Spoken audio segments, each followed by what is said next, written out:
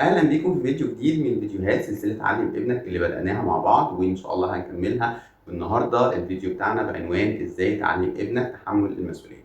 في البدايه عايز اقول ان المسؤوليه هي مش رفاهيه، لكن المسؤوليه هي واحده من اهم المهارات اللي لازم نزرعها في ولادنا، والموضوع مش بيبدأ وينتهي عند مرحله عمريه واحده.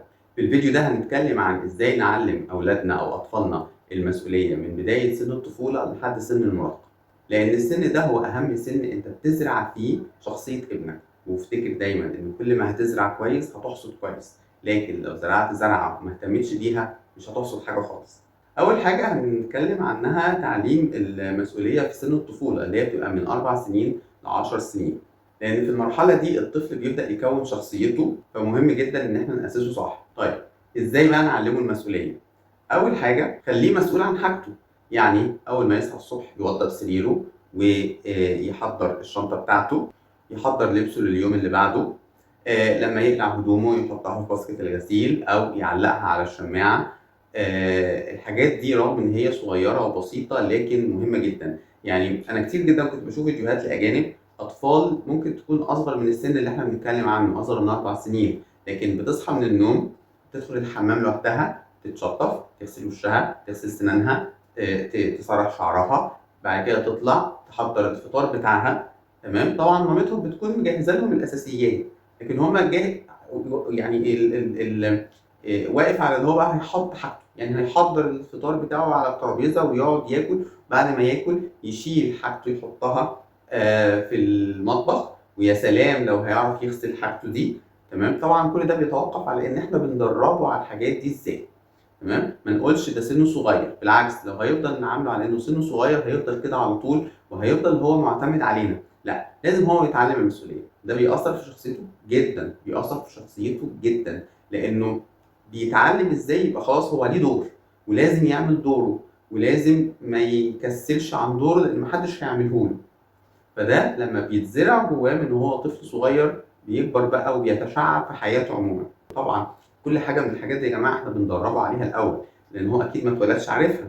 تاني حاجه بقى اديله الدور اللي احنا كنا لسه بنتكلم عنه في مثال الطفل او الاطفال الاجانب، مثلا اديله دور في البيت. يعني ايه اديله دور في البيت؟ يمسح الترابيزه بعد الاكل مثلا، يساعدني في تحضير الترابيزه بتاعه الاكل، آه يشارك معايا مثلا في شراء الحاجات من السوق عشان اعلمه ازاي يشتري بعد كده حاجات من السوق لوحده. يرتب المكتب بتاعه او يرتب اللعب بتاعته او الكلام ده كله.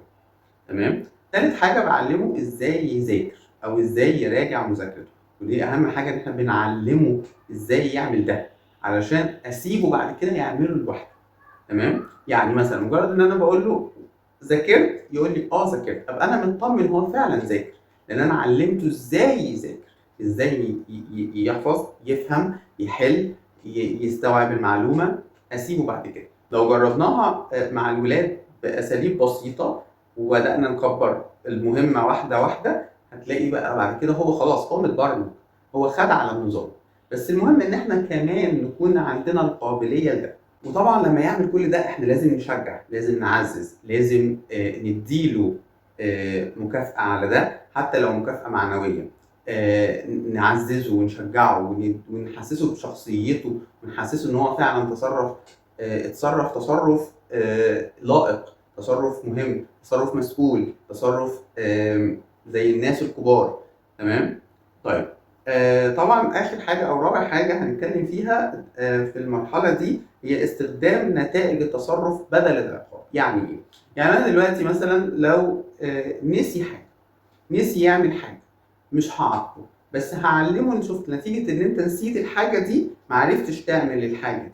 بمعنى لو انا مثلا قلت له اشحن الموبايل وما شحنش الموبايل مثلا، تمام، الموبايل ده لو احنا بنستخدمه في حاجه مهمه هنعرفه انت مش شحنش الموبايل، مش هتعرف تستخدم ده.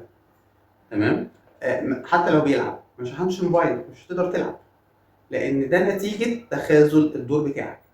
تمام، طيب ما حطش هدومه في الباسكت يبقى انا مش هغسل الهدوم، يبقى مش هيلاقي هدوم نظيفه يلبسها، يبقى ده نتيجه التصرف بتاعه هو. تمام، فانا كده بوجهه ازاي يعني او بعرفه نتيجه التصرف بتاعه، نتيجه تخاذله عن مسؤوليته. طيب لو هنتكلم بقى عن المسؤوليه في سن المراهقه اللي هي بتبقى غالبا من 11 ل 18 سنه، طبعا في ناس بتقل شويه في سن المراهقه، في ناس تبدا المراهقه معاها من 9 سنين، تمام؟ بس هي اكيد يعني بتبقى في شدتها قوي وخلاص بدأ السن ومعاناة سن المراهقة من 11 سنة لحد 18 سنة. طيب ازاي بقى نعلمه المسؤولية في السن ده؟ أول حاجة نخليه يدير وقته بنفسه. أنت دلوقتي مسؤول عن وقتك، أنت حدد وقت النوم بتاعك، وحدد وقت المذاكرة، حدد وقت الرفاهية بتاعتك، حدد وقت الصحيان بتاعك، تمام؟ بس طبعا احنا كده كده معلمينه ومدربينه ان كل الحاجات دي هي اساسا في الاساس اتعود على ان ليها مواعيد، مفيش تخاذل فيها. طبعا انا بتكلم دلوقتي مع الناس المستوعبه الموضوعات دي كلها، تمام؟ يعني مثلا يكتب جدول مذاكرته، يعمل جدول كده يومي او جدول اسبوعي، انا هعمل كذا هذاكر الماده من كذا لكذا، ونتابع مع بعض الجدول ده فعلا ماشيين عليه ولا لا، واحنا نساعد بطريقه غير مباشره انه يحافظ على الحاجات دي فعلا، تمام؟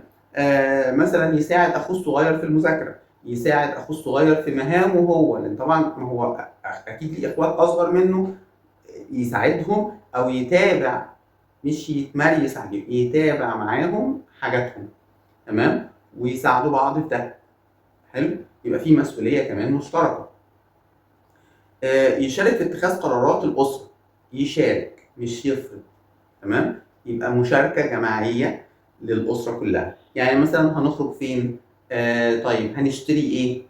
طيب احنا محتارين نعمل ده ولا نعمل ده، فايه رايك ناخد انهي قرار فيهم وليه، ونقعد نتناقش مع بعض، تمام؟ ده على فكره بيحسسه من جواه ان هو فعلا شخص مسؤول، شخص قراره او رايه مسموع، وقراره هيبقى يترتب عليه حاجات مهمه، تمام كده؟ علمه يتحمل بقى نتائج اختياراته. يعني ايه؟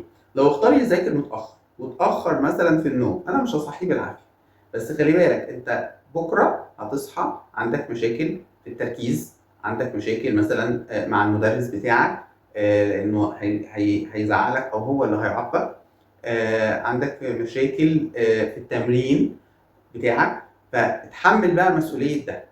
شفت انت المشاكل اللي مريت بيها نتيجه ان انت ما التزمتش بالجدول بتاعنا او بالمسؤوليه بتاعتك، انت حصل لك كذا وحصل لك كذا وحصل لك كذا، شوف الفرق، تمام؟ وبرضك من ضمن الحاجات التحمل نتيجه اختياراته، انه لو اهمل مثلا في مذاكرته طبعا درجاته هتقل، فشوف انت درجاتك قلت ازاي. في ناس هتشوف ان الكلام ده مثالي زياده عن اللزوم. صدقوني يا جماعه، لو احنا اصلا مدربين ولادنا من السن الصغير على كل الكلام اللي قلناه اللي قلته لكم في الفيديو ده، صدقوني هيفرق معاهم جدا. ودي انا جربتها مع ولاد اشتغلت معاهم، لما كنت معاهم من كيجي ودربتهم على الكلام ده كله، او معظمه طبعا لان انا اكيد مش عايش معاهم، بس دربتهم على معظم الكلام ده كله، الولاد فعلا فرق معاهم، فرق معاهم زعلي منهم، فرق معاهم تصرفي معاهم، لو يعني غلطوا في مسؤوليتهم، غلطوا في حق نفسهم، مستواهم قل، وبيسعوا بسرعه ان هم يبقوا قد المسؤوليه ويحسنوا من نفسهم بسرعه. ففعلا الحاجات دي بتفرق كويس قوي. طيب برضك من الحاجات المهمه جدا في سن المراهقه ان انت تثق فيه وتظهر ده. يعني ايه؟ يعني مثلا لما تقول له انا واثق فيك انك هتتصرف وهتكون مسؤول وهتتصرف صح، تمام؟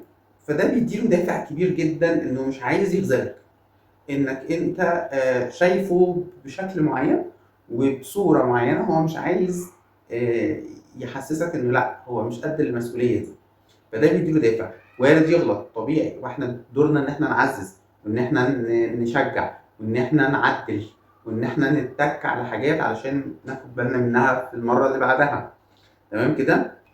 طيب عايزين ندي امثله. لو في سن المراهقه، لو ابنك مثلا عنده 15 سنه وطلب موبايل جديد، هتتصرف ازاي؟ هربط الطلب بتاعه ده بمسؤوليه. يعني ايه؟ يعني لو نظمت وقتك، هقول له كده، لو نظمت وقتك وساعدت في البيت وادخرت جزء من مصروفك، ممكن نفكر سوا. مش هقول له حاضر، تمام؟ مش هقول له انجح انت بس وانا هعمل لك اللي انت عاوزه، لا، انا هربط تصرفه بمسؤوليه. يعني زي ما قلنا كده، اعمل كذا واعمل كذا وتدخر جزء من مصروفك، وشوف انت هتدخر كام. الموبايل اللي انت عايزه ده مثلا بكام؟ انت هتدخر كام وانا مطلوب مني اساعد بكام؟ طب انا هقدر بقى اساعد بده ولا مش هقدر؟ ولازم يتعلم ان مش كل طلباته هينفع نحققها على طول. لازم علشان نحققها في مسؤوليات علينا. زي ما انا كأب عندي مسؤولية البيت وإدارة البيت وموارد، ان انا اوفر الموارد واجيب انا برضك مضغوط. ما ينفعش طلبك ده يضغطني زيادة عن اللزوم. هنفكر سوا. تمام؟ انت هتدخر جزء من مصروفك وانا هساعد بجزء.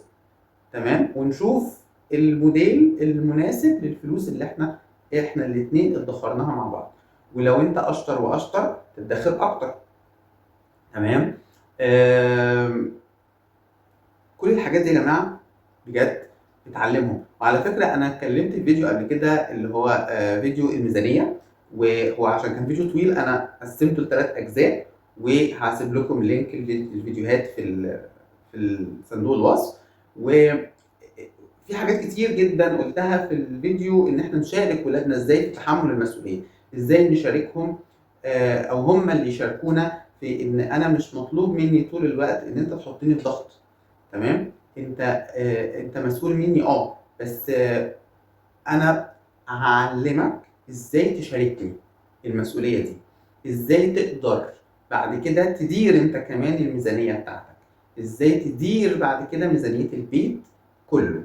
وندخل في تجربه مع بعض. مش وحش خالص.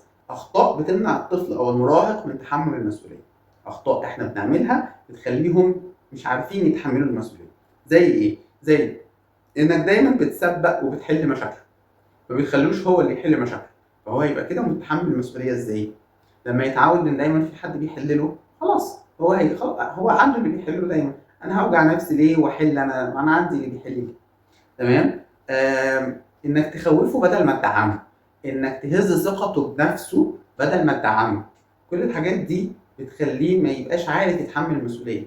انك تفتكر ان الطفل دايما صغير ومش فاهم، او ان المراهق لسه مش جاهز. كل الحاجات دي غلط يا جماعه. لازم يتدربوا ويتعلموا على الحاجات دي من هم صغيرين جدا، لان كل ما بتغرس الزرعه كويس وبتحافظ عليها وبترعاها بتتابعها طول الوقت، الزرعه دي اكيد هتطلع زرعه نافعه.